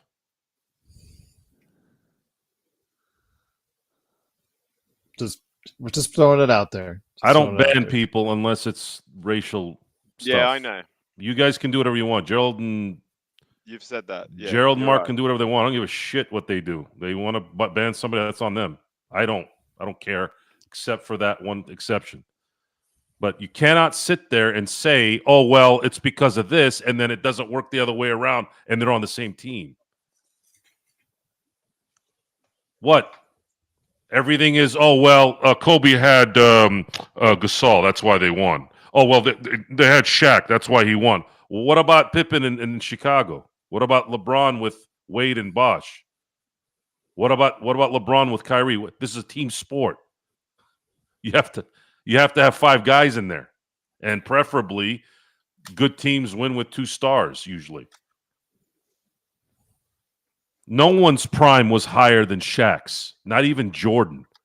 Shaq was the most devastating player ever in my viewing shape, like in terms of dominating. No one was more dominating. The guy you had to employ 3 centers. And when he left from the East Coast to the West Coast, all those centers that were 6 foul guys shifted to the West. You know how many people Shaq employed because of that? But there's one thing that you need to pay attention to. When did Shaq get the ball at the end of games in those times? Very, very little. He's right around Xbox's age, to answer your question. How old are you, Xbox? Turning 40. 39. Okay, so you're old enough to remember this. You shouldn't be this dense. The argument is you're never going to win this argument. I don't give a shit if you bring 400 million people here to tell me. I was there. I know what I saw. Yeah. I'm sorry. I'm not going to say it. I saw Jordan, Kobe, and LeBron in their primes, virtually their entire time. Jordan, I missed a little bit. I was a little young when he was the freakish athlete, but I saw him when he was probably at his best, when he had everything in. Yeah, well, yeah, there you go. So. And Joe and I agree. That's one of the things we agree on is where Jordan sits at the top. Jordan and Kobe did not have weaknesses. They're the 2 players. They're the only 2 players I've ever seen play basketball that had no weaknesses. Free throws, jump shots, getting to the basket. Hell yeah. Fierce competitors, rip your heart out. The thing is, Kobe's career was different in terms of its trajectory because he was an anomaly at the time. He was a perimeter guy that came into the NBA from high school. Jordan played for Dean Smith for 3 years. Shaq played for Dale Brown for 3 years. These guys were seasoned coming in. What was great about the NBA during that time was players like Shaq, players like Jordan, players like Hakeem actually played better in the NBA. Why? Because there wasn't a zone defense at that time, up until, of course, after the Lakers won in 2002, because they had to stop the Lakers somehow. So they implemented the zone. And what was going on is, for those of you who don't understand this, in college, there was a zone, so you could shade as many guys to that player as possible, right? Well, in the NBA, you couldn't do that. If Shaq didn't have the ball in the block, or Hakeem didn't have the ball in the block, or if Patrick Ewing didn't have the ball in the block, you couldn't shade a second defender on him. It's illegal defense. Illegal defense. You have to wait for him to get the ball. Then you can go double team and triple team him. Well, by that time, they've already established enough in the paint to basically turn around, jumper, boom, done. And then you have Kobe Bryant, and this is something that you have to dig into it. The competition for Kobe.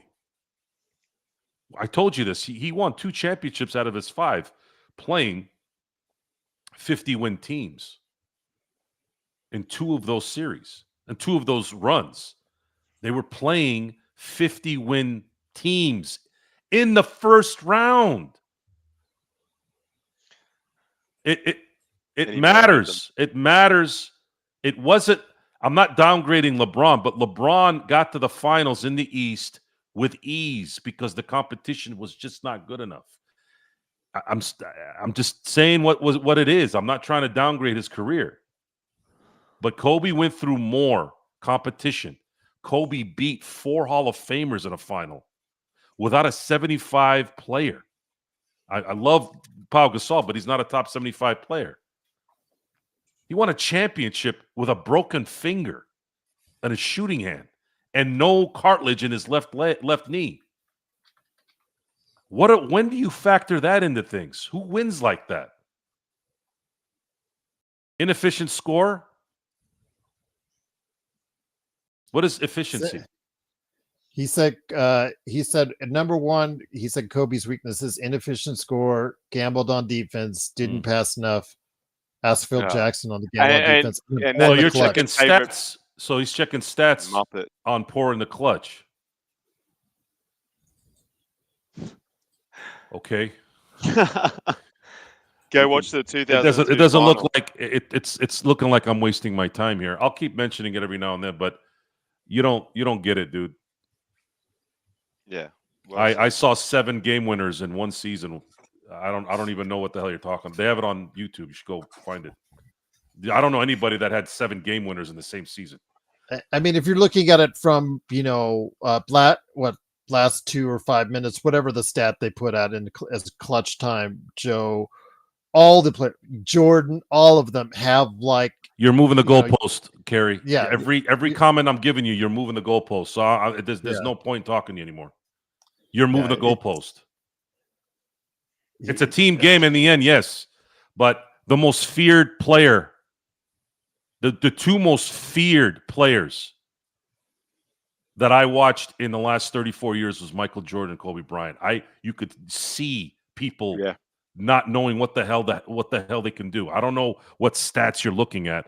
I do know a legitimate stat. Michael Jordan has 9 buzzer beaters, and guess who's below him? The one that's tied with Kobe is actually a surprise. It's Joe Johnson. But Kobe Bryant has 8. So I don't know what stat you're looking at. What are you looking at?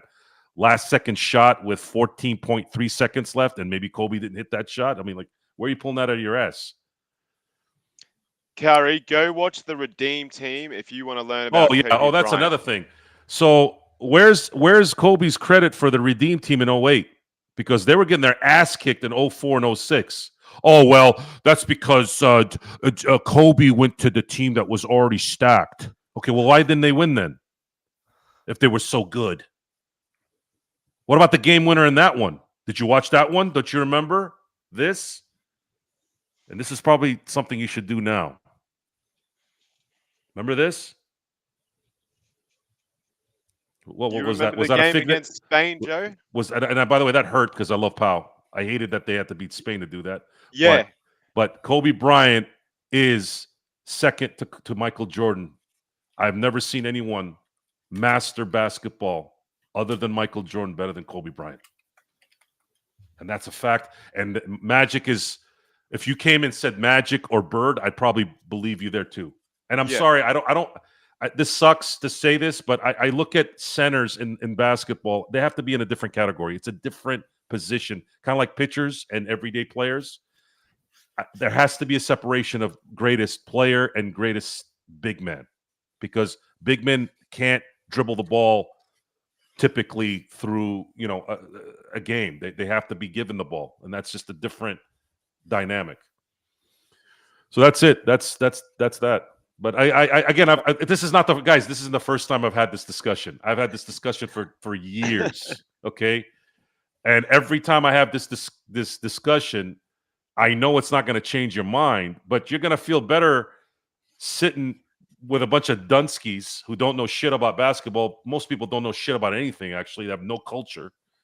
Now you're at least somebody. There's a few people in here that are going to learn a little bit about how much knowledge there is behind this. We were there. I was there. Gerald was there. We know this. We saw it. I'm not saying this because he was a Laker. I'm not. I did not see.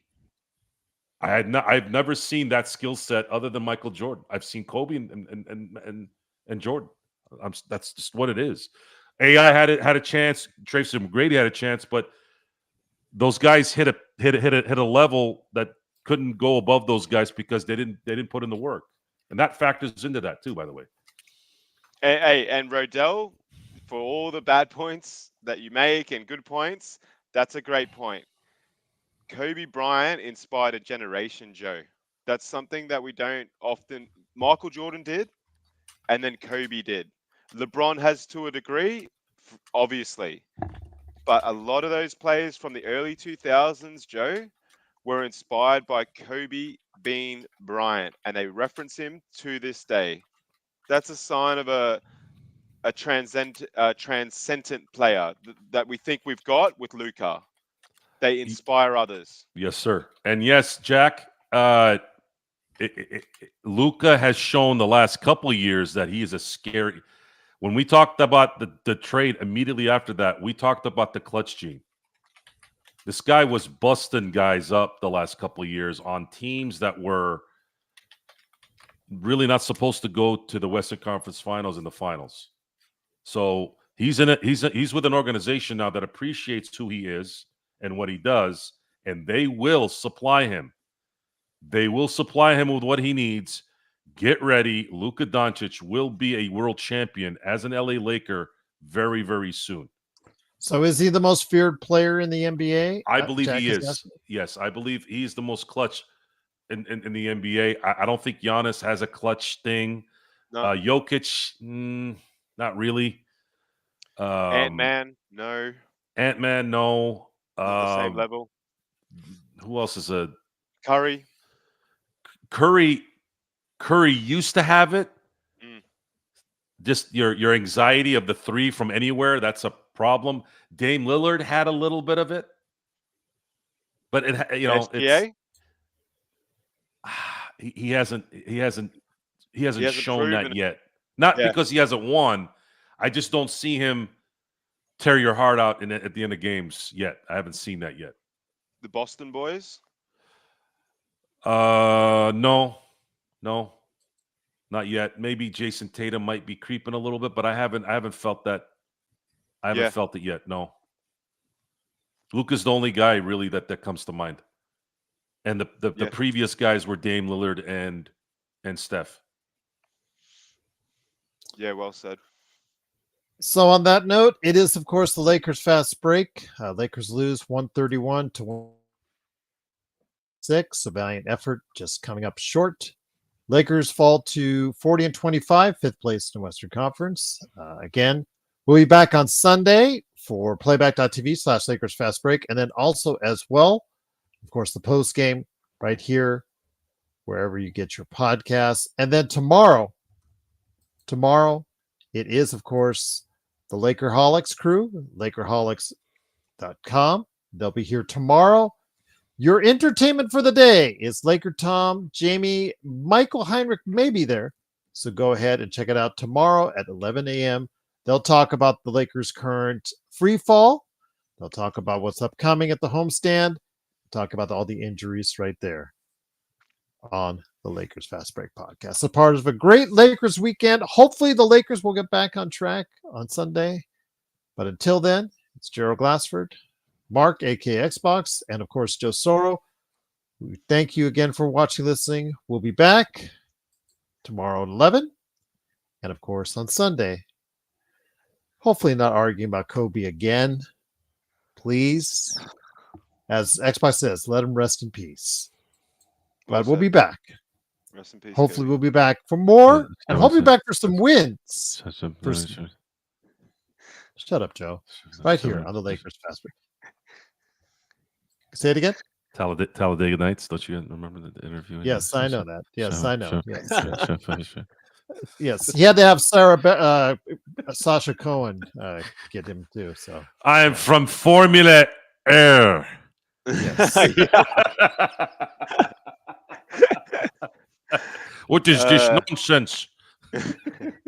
Shake and bake. What is this nonsense? Yes. Shake and bake. All right. Thanks again for joining us. Intel, Right. whatever. But We're shout American. out to Intel. because we're in America. Yes. All right. We'll see you tomorrow with the Lakerholics right here at the Lakers Fast Break Podcast.